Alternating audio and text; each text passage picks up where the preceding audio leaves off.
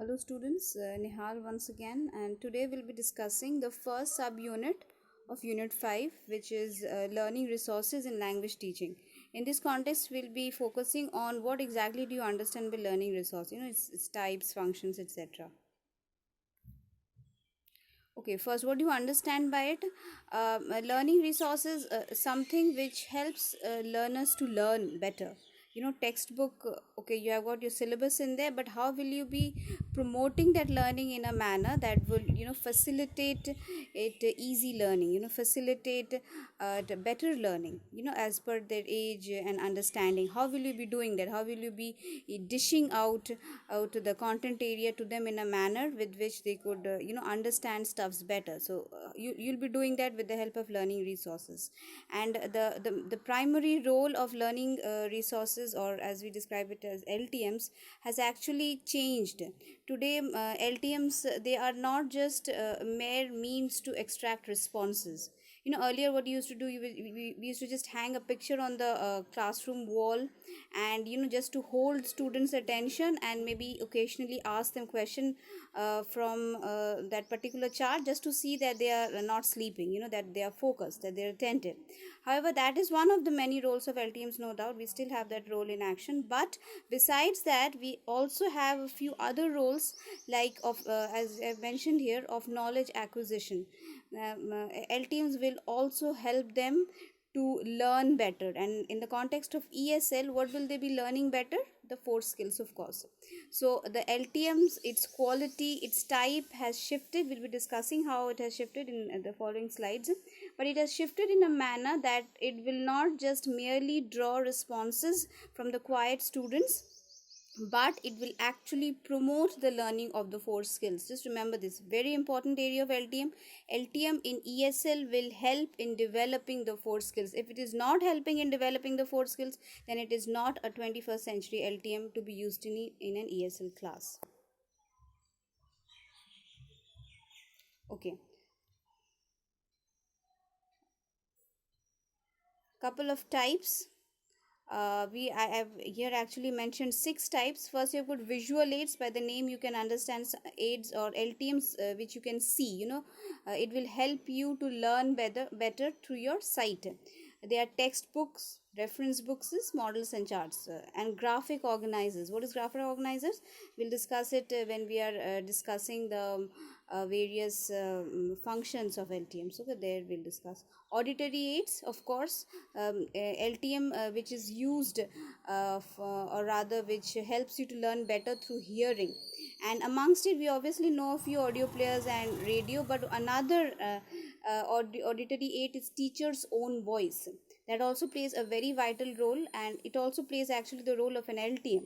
If the teacher is not speaking aloud with the accurate voice modulation as needed, while you're reading a play or you're reading a poem, it has got its own voice modulation. If the teacher is not using that, it is not going to have that impact on students. Proper pronunciation, proper use of vocabulary, proper pitch, the voice pitch, these all also play an important role as an LTM in an ESL class. Third is audiovisual aid, something that combines sight and hearing. That is best done by computer, television, and mobile apps. The PPTs that we use, or if I'm showing you a movie online, or if I've used some app to deliver something. For example, this very app that I'm using right here, screen recorder, in order to deliver my observations on the syllabus to you.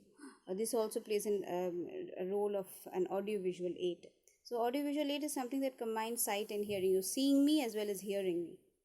Fourth is tactile. Tactile is anything which you can touch.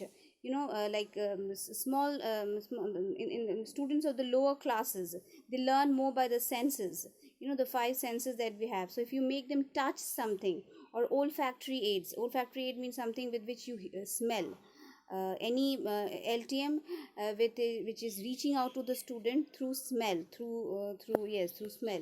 And gustatory aid is something with which you are tasting.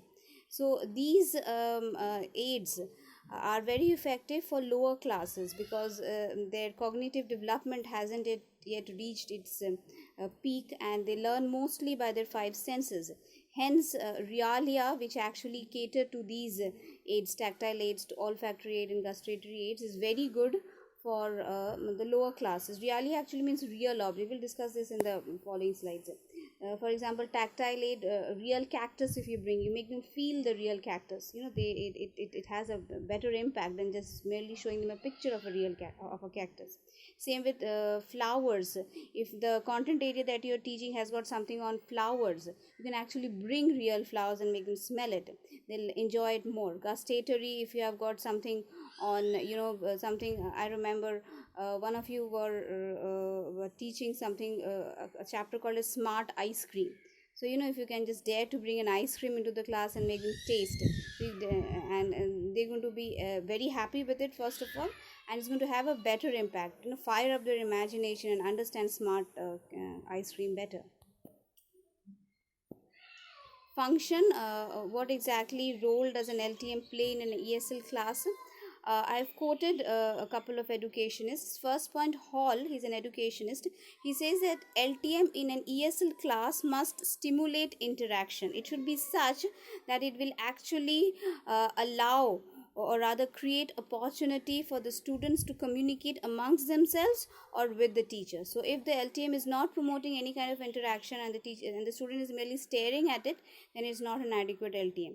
LTM must help in interaction, because as per Hall, anyone who is good in English, it is simply because he or she has spent a lot of time in situations where he or she has got opportunities to communicate. The more you communicate, the better your language develops. So LTM must promote that communication first. Second is Dimitrian. He's another educationist, and he says that not just mere communication, but it must be focusing on all the four skills. When you say interaction or communication actually includes writing skill as well, but when you just say interaction, it means just mere talking and listening. Dimitrian is shifting, and he's saying not just talking and listening, but all the four skills must adequately develop through the LTM. That should be one of the main functions of LTM in ESL. All the four skills must be focused on. Next is Bell and Grover. Bell and Grover, they are saying that okay, four skills, but when you say four skills, that means you would need four LTMs. But Bell and Grover said that one LTM must promote two skills simultaneously, and they have actually categorized speaking with listening and reading with writing. For example, let's say I have shown them a video, okay, a movie of Macbeth, let's say, maybe a portion of Macbeth's a movie on Macbeth, a portion of it, and so they are listening it. So that listening skill is developed, and after that I ask them to comment on it. Did they like it or not? Which scene they had liked the most? Something, if I remember, we had done with you all as well when we had shown that movie. I don't remember that Ink, the name Inks. I can't recall the name of that movie right now. Oh, that the name that meant ink actually. That was something, the way we had conducted that whole program. We actually showed you that movie, and then we had asked you to come up and say something. We actually made you to write something, but let's say we had asked you to come up individually and share your views on that movie. Then speaking and listening would have very effectively been combined. Similarly, reading must be combined with writing. So the LTM that you're using in class must combine reading and writing. How? Let's say if my LTM is textbook, the book that the students have been assigned as a syllabus, they're reading it. That reading should not be just a mere pronunciation of words that we actually get to see happening in Bengali medium schools. They simply read the text without even understanding what they're reading. So that's mere pronunciation of the English words. It's not registering, they're not understanding it anything. So that is not the kind of use a textbook should have. They will be reading the textbook and understanding it, and then you will be giving them something to write on it, maybe just to evaluate their understanding. So if I'm using textbook as my LTM, it must combine reading with writing. Okay. And lastly, LTM, it is one of the most oldest use of LTMs. It actually makes things, cheers things up in a class, actually brightens things up. It deviates from monotonous learning. Okay, now how will you be preparing LTMs? Because you people are future teachers, you actually have to sometimes prepare LTMs, or at least keep something in mind while you are designing your LTMs, or selecting your LTMs for your ESL class. So first thing that you need to keep in mind is that they must be alluring in appearance. Not a drab one, not a monotonous one. Okay, alluring in appearance, friendly and durable, something which you can carry, something that can last, and something which is student friendly. Okay, that is one thing to keep in mind. Second, it must be flexible. Flexible meaning it can be used for different situation. It should not be just fixed or prepared for just one situation. For example, here I've given you an example. Let's say I'm teaching Macbeth in class, and there, instead of showing them the picture of Shakespeare, that I've actually seen people do that. What's the point in showing them the picture of Shakespeare while I'm teaching Macbeth? Because that gets fixed. You can't do anything more than that. There's just the class just stares at the face of Shakespeare, and that's it. You can't use it for any skill development. Instead of showing them the picture of Shakespeare as an LTM, what if I say, show them the picture of the three witches? I've written here, you can read it out for yourself. Show them the picture of three witches with a dark forest in the backdrop. Okay, a beautiful forest silhouetted against the moonlight, and three witches floating in front. So what will happen is that it will actually fire up their imagination. They can actually imagine how, what kind of forest Macbeth must be walking through, and what kind of eerie atmosphere he must have faced while the witches came and interacted with him. So that is going to help them understand that particular episode better, and that is how the speaking skill can develop. You can actually ask them to describe what they see up there in the picture, up there in the chart. The speaking skill develops, and after that, what you can do is that you can actually ask them to create a story out of it. Maybe not anything related to Macbeth, something that comes to their mind when they see a picture of that kind, an eerie picture of that level. What comes to their mind? What story can they write? Or maybe just a paragraph on it. That way, the writing skill also develops. So one picture catering to two skills. So that is what I mean by flexibility. It should not be fixed for just one particular chapter, or for just one particular area. It must be, fluid. You can use it in several places. It actually saves your time and energy. And also, that is also one of the altered role of LTM, flexibility. Third is it should have socio-cultural appropriacy. It means that whatever LTM you're showing, whatever picture you're showing, it must be akin to the socio-culture of your student. For example, if you have been appointed as an assistant teacher in the rural belt of Bengal, and there you have to show them pictures of fruits. So it's better that you go for fruits that grows in their area, mangoes, and what to say, gavas and cool and whatever not. If you show them pictures of blueberries and avocados, they won't understand it. They won't be able to relate with them, because they do not know what avocado is or blueberries are. So it is better that you go for pictures, or whatever LTM you're using, it must be in line with their culture. So in line with their experience, they know what these stuffs. It should not be anything new. So that is something to keep in mind while you're preparing your LTM. Fourth, it is must be as per students cognitive level. For example, if you're showing them videos, or you're showing them pictures, it should not let's say to the lower class, to 6 and the 7s, it is better that you show them pictures that they understand. For example, if you've gone to the extent of showing them abstract modern painting, here as I mentioned, they won't understand.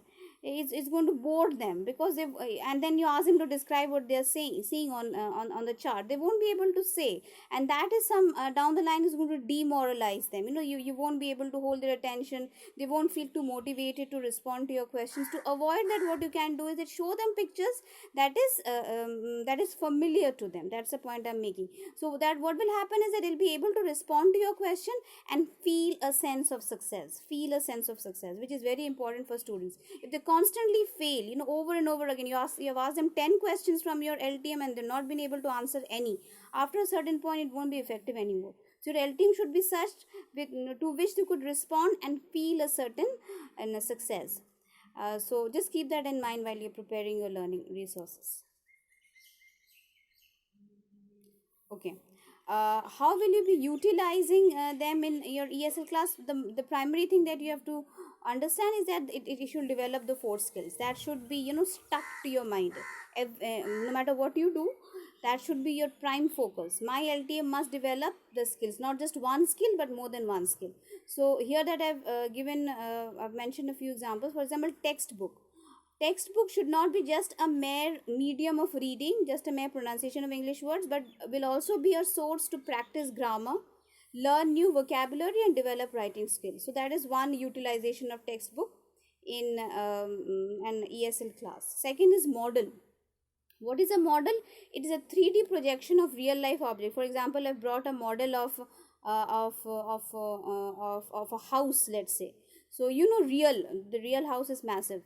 So I brought a model. So that's a 3D projection of the real house. Pictures and charts, they are 2D projection of anything real. 3D, 2D. What do I understand by that? 3D actually means height, length, and breadth.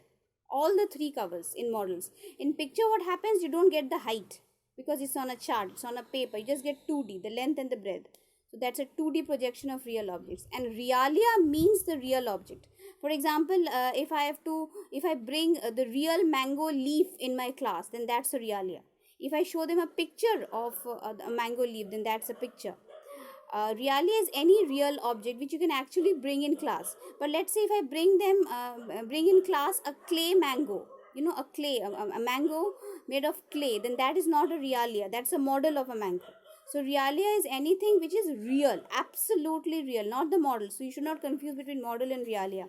Model is the 3D projection of realia actually, and realia is the real object, something which you can bring in class. For example, if I plan to bring a Mercedes into the class, I can't because that's massive, it won't get inside my classroom. There what I can do, I can bring a model of a Mercedes car. Okay, so that's realia.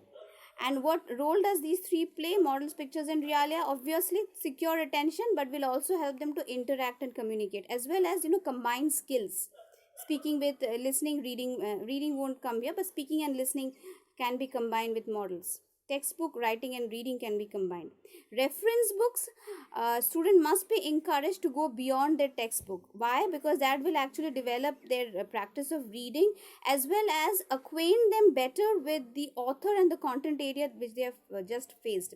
For example, if I'm teaching them Summer's Friends, Mary Lamb's, and I refer some books to them, what will happen is that they will know something more about Mary Lamb or something more about friendship. So the reading habit develops, as well as their knowledge in that particular content area or of that particular author will develop. The reading habit develops along with it. Graphic organizer, this is something very new, I know. You need to understand this. Graphic organizer, it is nothing but when you're organizing in a lot of things, or rather you're presenting a lot of things in an organized way and in a graphical way. I'll explain. And this organization is done through flowcharts and arrows.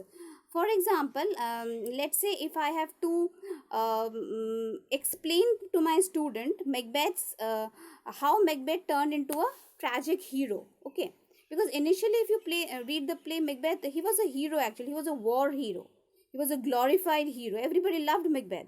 But then at the end, everybody hated Macbeth. Everybody wanted him dead. His head was up on the pike by Macduff. So this transition from absolute good to complete bad, how did this take place? It has gone through a number of stages, a number of complex psychological stages. So these psychological stages can be presented through a graphic organizer. It almost like a cognitive map. You can start off and you can present it through flowcharts. For example, you start off with Macbeth returning from the war. He is victorious and is returning. So that is your first point, and then you put an arrow down, and then you show how the witches playing, the three witches, they're playing with his mind. Foul is fair and fair is foul. So a slight transition is taking. He's moving towards darkness, and then another arrow down, and then you show his one or two lines to write on Lady Macbeth's conversation with him, like how he's initially is fighting with his conscience that he will not kill Duncan, but then how at the end Lady Macbeth manages to convince him. So he's almost into darkness, into evil. So with the help of arrow you can show, and right at the end Macbeth is finally killed. So that what happens is that entire play gets arranged from a certain perspective. What perspective? Macbeth's journey or Macbeth's fall from a war hero to a what to say, to a tragic hero. So through arrows you can show. This is one example that I've given. If you want to know more about graphic organizer, you can just check Google. You know, they have given you a lot of diagram, a lot of smart art has been involved to make a very complex things turn into a very simple thing. Complex things, other areas could be plot construction. For example, in Macbeth you have got subplot and you have got main plot.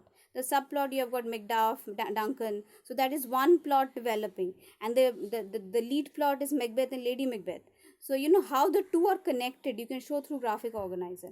So graphic organizer is very helpful for the upper classes, for the 11 and 12, where the story plot, the story, the plot, the character development, they are a little complex than the lower class. So the lower classes you can go for textbook models, charts and realia, but for the upper classes you can go for graphic organizer to simplify a complex idea. That is actually the primary purpose of graphic organizer, to graphically means in a pictorial way, you know, in a very clarified way. When you show something, for example, here I've tried to work out a graphic organizer. I've used boxes to show the various roles of LTMs, text box in one box, models in another, reference books another. So this is a graphic presentation of how LTMs can be used. So if you check my slides as well, I've tried to make things very clear to you in a very pictorial form, in a very clarified form. So that is also a kind of graphic organizer. For more details, you check Google.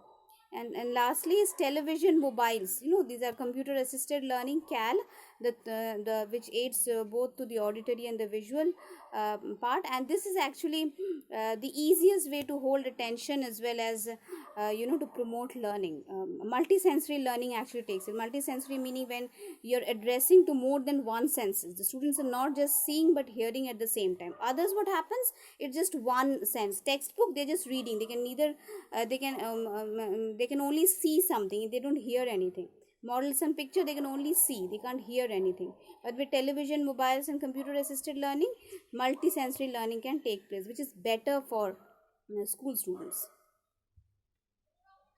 Lastly, I've listed out reference from where I've taken my quotations, and that's it.